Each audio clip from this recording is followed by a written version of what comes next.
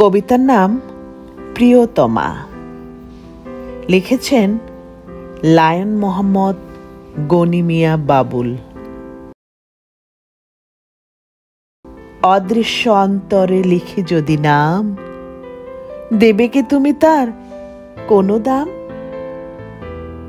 তোমার সুমধুর ভাষণ কেড়েছে হৃদয় আসন, রেশম পাথর প্রাণ ছড়ায় আতর ঘ্রাণ। পৃথিবীর বুকে আহা মরি সুখে,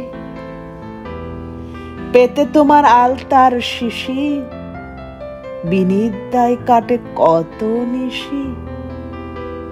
খুঁজি যে সারাক্ষণ এক মনে দুই মন,